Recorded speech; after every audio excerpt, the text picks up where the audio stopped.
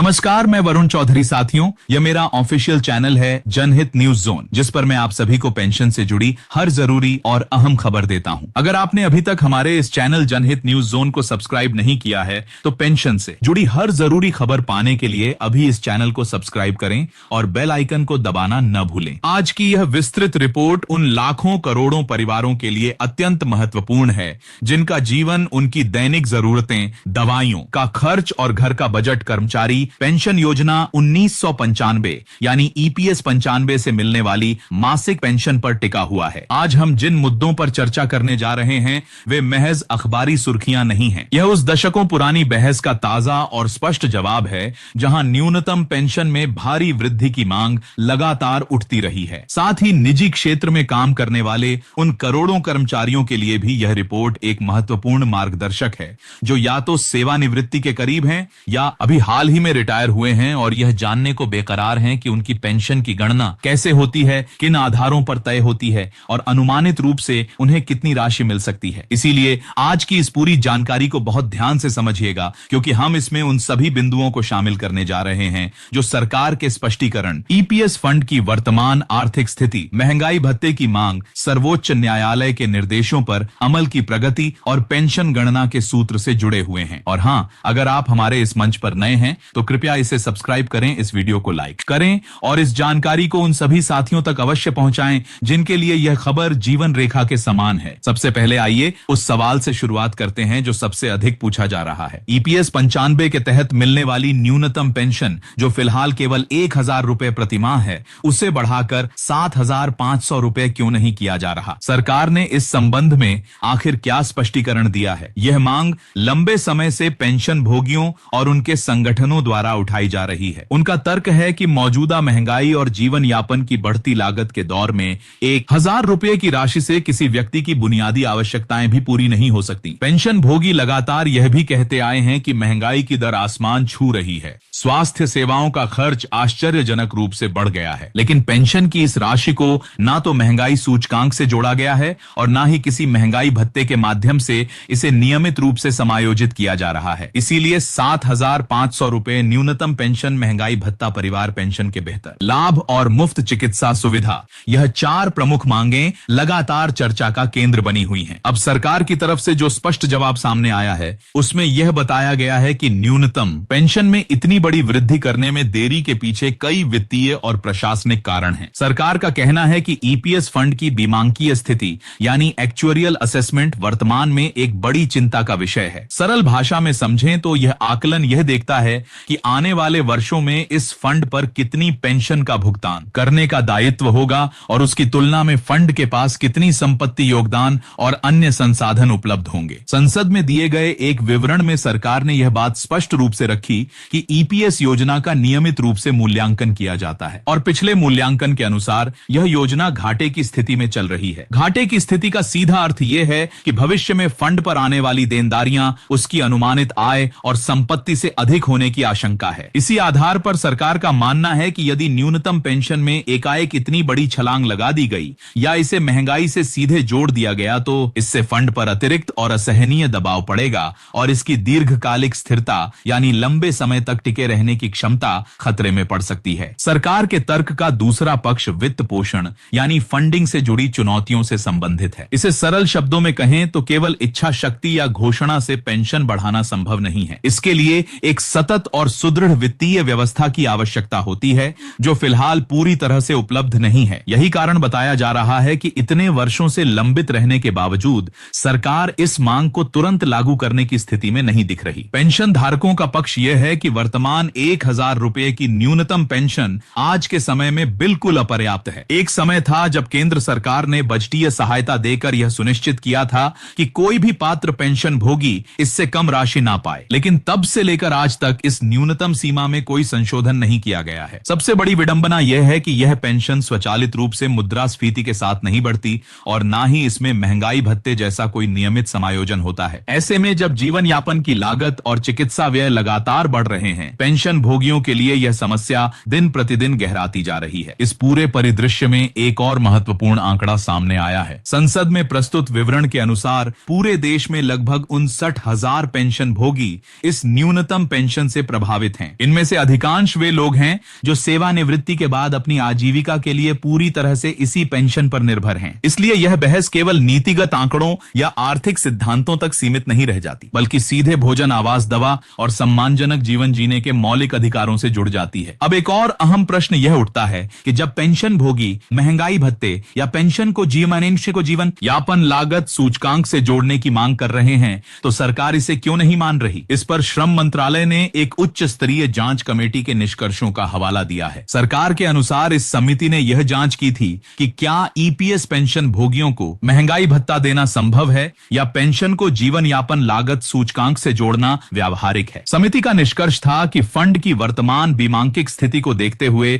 मौजूदा ढांचे में ऐसा कोई कदम वित्तीय रूप से व्यवहार नहीं है। अर्थात सरकार का तर्क यह है कि महंगाई भत्ता देने जैसी कोई व्यवस्था शुरू करने से फंड की देनदारियां बेतहाशा बढ़ जाएंगी और फंड के संतुलन के बिगड़ने का गंभीर जोखिम पैदा हो जाएगा। इसी कड़ी में एक और महत्वपूर्ण पहलू सर्वोच्च न्यायालय के निर्देशों से जुड़ा हुआ है। उच्च वेतन के आधार पर पेंशन गणना, जिसे आम बोलचाल में हाई पेंशन का मामला कहा जाता है, उस पर सर्वोच्च न्यायालय के ऐतिहासिक फैसले के क्रियान्वयन की स्थिति के बारे में भी संसद में जानकारी दी गई। सरकार का कहना है कि कर्मचारी भविष्य निधि संगठन यानी ईपीएफओ ने सर्वोच्च न्यायालय के आदेश का पालन करते हुए कई ठोस कदम उठाए हैं। इनमें एक प्रमुख कदम यह है कि संयुक्त विकल्प जमा करने के लिए एक ऑनलाइन सुविधा शुरू की गई है, ताकि सभी पात्र कर्मचारी या पेंशन भोगी अपना विकल्प आसानी से चुन सकें और प्रक्रिया को गति दी जा सके। यानी जहां एक और न्यूनतम पेंशन बढ़ाने की मांग पर वित्तीय कारणों से रुकावट की बात कही जा रही है, वहीं हाई पेंशन के मामले में न्यायालय के आदेशों के अनुपालन में प्रगति की बात भी सामने आ रही है। कुल मिलाकर इस पूरे विषय पर सरकार का संदेश स्पष्ट प्रतीत होता है। ईपीएस 95 के तहत न्यूनतम पेंशन को 7,500 रुपए करने में सबसे बड़ी बाधा फंड का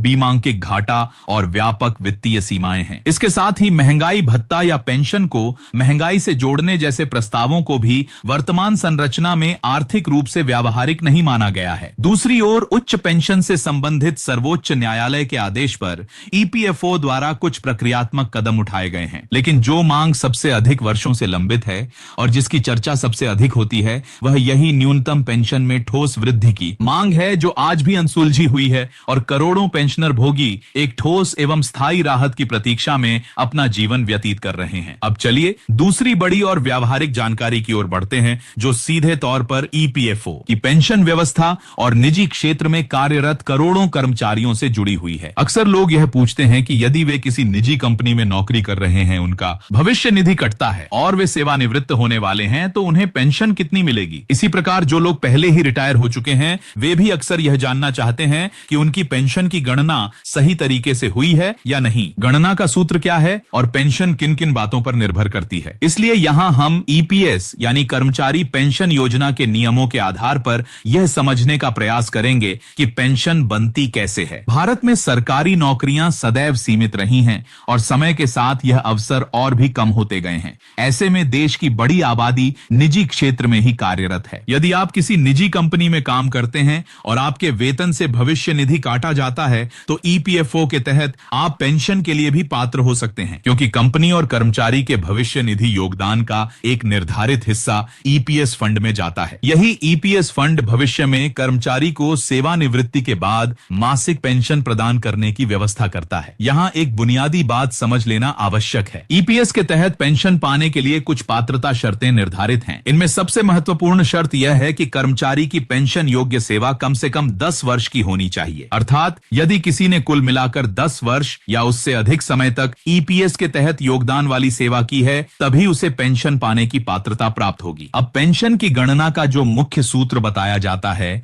वह इस प्रकार है। मासिक पेंशन का निर्धारण पेंशन योग्य वेतन को पेंशन योग्य सेवा से गुणा करके और फिर उसे 70 से भाग देकर किया जाता है। सूत्र के रूप में मासिक पेंशन योग्य वेतन गुणा पेंशन योग्य सेवा भाग 70। इस गणना में दो शब्द बेहद महत्वपूर्ण हैं। पहला पेंशन योग्य वेतन और दूसरा पेंशन योग्य सेवा। पेंशन योग्य वेतन का आशय आमतौर पर आपके सेवा काल के अंतिम 60 महीनों के मूल वेतन और महंगाई भत्ते के औसत से होता है। यानी सेवानिवृत्ति से पहले के 5 वर्षों के दौरान जो मूल वेतन और महंगाई भत्ता रहा, उसका औसत पेंशन योग्य वेतन माना जाता है। साथ ही पेंशन गणना के लिए वेतन की एक अधिकतम सीमा भी निर्धारित है, जो फिलहाल 15,000 रुपए रुपए प्रतिमाह बताई जाती है। अर्थात अधिकांश मामलों में पेंशन की गणना इसी अधिकतम सीमा को आधार मानकर की जाती है। वहीं पेंशन योग्य सेवा का अर्थ होता है कि आपने ईपीएस में कितने वर्षों तक योगदान किया है। यह भी कहा जाता है कि सेवा के अधूरे वर्षों को पूर्ण वर्ष में गोल किया जा सकता है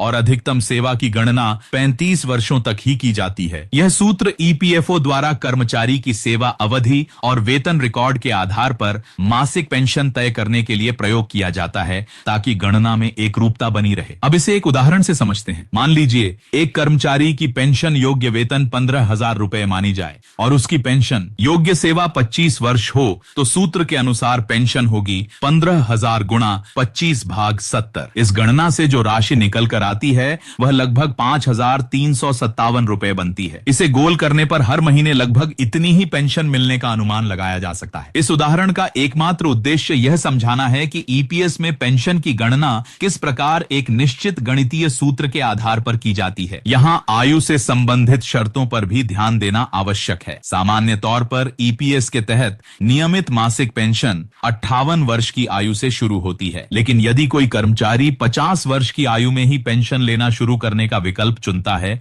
तो उसकी पेंशन में एक निश्चित प्रतिशत की कटौती की जाती है जो लगभग 4% प्रतिवर्ष के हिसाब से बताई जाती है। दूसरी ओर यदि किसी कारणवश 58 वर्ष के बाद भी पेंशन शुरू करने में देरी होती है तो पेंशन की राशि में कुछ वृद्धि हो सकती है। दोस्तों, हम इस बात को अच्छी तरह समझते हैं कि सूचनाओं के इस विशाल सागर में अक्सर आपके मन में संदेह उठते हैं। कई बार आप टिप्पणियों में लिखते हैं कि यह खबर सही नहीं है, यह जानकारी भ्रामक है। आपका यह संदेह बिल्कुल स्वाभाविक है, लेकिन हम आपको यह विश्वास दिलाना चाहते हैं कि इस मंच पर हम हर एक खबर, हर एक जानकारी को पूरी तरह से तथ्यों, आधिकारिक रिपोर्टों और पुख्ता सबूतों के आधार पर ही आपके समक्ष प्रस्तुत करते हैं। हमारा एकमात्र लक्ष्य यही है कि आप तक केवल और केवल सच्चाई पहुंचे ताकि आप अपने अधिकारों के प्रति पूरी तरह से सजग हो सके और कोई भी आपको किसी प्रकार की गलत सूचना या भ्रम की स्थिति में ना रख सके। तो चलिए अब बिना किसी और देरी के आज की इन बड़ी महत्वपूर्ण और ताजा खबरों के सागर में और गहराई तक गोता लगाते हैं। श्रम मंत्रालय में उम्मीद की नई किरण, जब एक सांसद बने पेंशन धारकों की आवाज। हमारी पहली और सबसे महत्वपूर्ण खबर सीधे देश की राजधानी दिल्ली से आ रही है, जहां श्रम मंत्रालय के गलियारों में ईपीएस 95 पेंशन धारकों की वर्षों पुरानी मांगों ने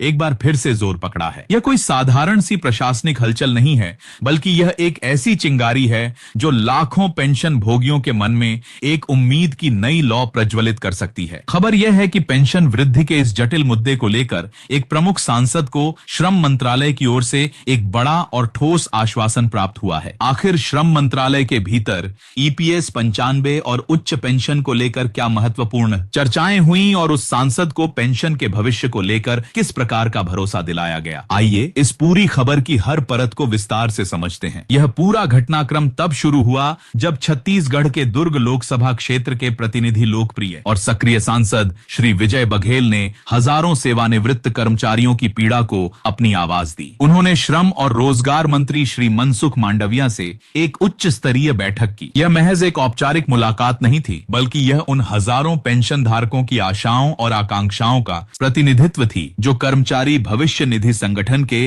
रायपुर कार्यालय के रवैये से त्रस्त हो चुके थे। इन कर्मचारियों ने अपने सांसद के माध्यम से अपनी मांगों का एक विस्तृत और तथ्यपूर्ण ज्ञापन श्रम मंत्रालय तक पहुंचाया था, इस उम्मीद के साथ कि दिल्ली में उनकी आवाज सुनी जाएगी और उनके साथ हो रहे अन्याय को समाप्त किया जाएगा। सांसद बघेल ने श्रम मंत्री के समक्ष सर्वोच्च न्यायालय के उस ऐतिहासिक आदेश का विस्तार से हवाला दिया था जिसने उच्च पेंशन के मार्ग को प्रशस्त किया था। उन्होंने मंत्री जी को बताया कि इस स्पष्ट आदेश के बावजूद भिलाई इस्पात संयंत्र के लगभग 16,000 पूर्व कर्मचारी जो उच्च पेंशन के हकदार थे, उन्हें उनके वैध अधिकार से वंचित रखा जा रहा है। सांसद बघेल ने मंत्री जी से इस मामले में तत्काल और तीव्र गति से कार्यवाही करने की पुरजोर मांग की। न्याय की गुहार, सर्वोच्च न्यायालय के आदेश की अनदेखी का गंभीर मामला। सांसद बघेल ने अपने झापन में सर्वोच्च न्यायालय के आदेश के सार को स्पष्ट करते हुए कहा कि देश की सर्वोच्च अदालत ने यह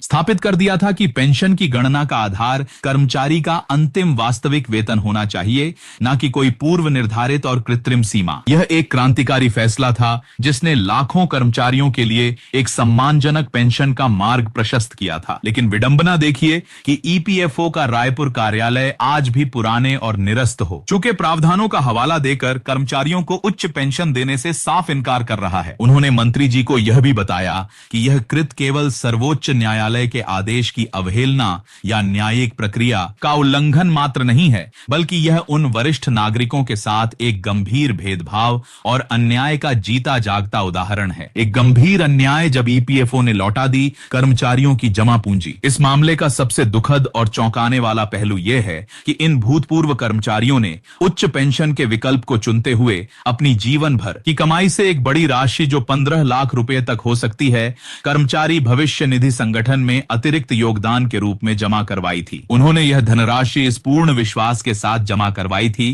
कि इससे उनका बुढ़ापा सुरक्षित और सम्मानजनक रहेगा। लेकिन उनकी हैरानी और पीड़ा का तब कोई ठिकाना नहीं रहा जब ईपीएफओ ने न केवल उनकी जमा राशि को वापस कर दिया, बल्कि उन्हें पेंशन देने से भी पूरी तरह इनकार कर दिया। सांसद बघेल ने इसे कर्मचारियों के साथ एक गंभीर और अक्षम्य अन्याय बताते हुए केंद्र सरकार से तत्काल हस्तक्षेप करने और इन पीड़ित पेंशन धारकों को न्याय दिलाने की मांग की। उन्होंने इस बात पर भी जोर दिया कि कर्मचारी पेंशन योजना 95 के तहत छूट प्राप्त एजेंसियों और गैर छूट प्राप्त ट्रस्टों के बीच जो भेदभाव किया जा रहा है, वह भी सर्वोच्च न्यायालय के आदेशों का सीधा उल्लंघन है। सांसद महोदय ने बताया कि सर्वोच्च न्यायालय ने अपने फैसले में सभी प्रकार के ट्रस्टों के लिए समान नियम लागू करने का स्पष्ट आदेश दिया था, लेकिन भिलाई के कर्मचारी आज भी इस लाभ से वंचित हैं और अन्य सार्वजनिक उपक्रमों के कर्मचारियों को उच्च पेंशन का लाभ बिना किसी बाधा के प्रदान किया जा रहा है। यह दोहरा मापदंड भिलाई के कर्मचारियों के मन में गहरे मानसिक घाव पैदा कर रहा है। मंत्री का आश्वासन प्राथमिकता से होगा न्याय। इस गंभीर और विस्तृत प्रस्तुति के बाद बैठक के दौरान श्रम मंत्री श्री मनसुख मांडविया ने इस पूरे मुद्दे को अत्यंत गंभीरता से लिया। उन्होंने सांसद विजय बघेल को यह ठोस आश्वासन दिया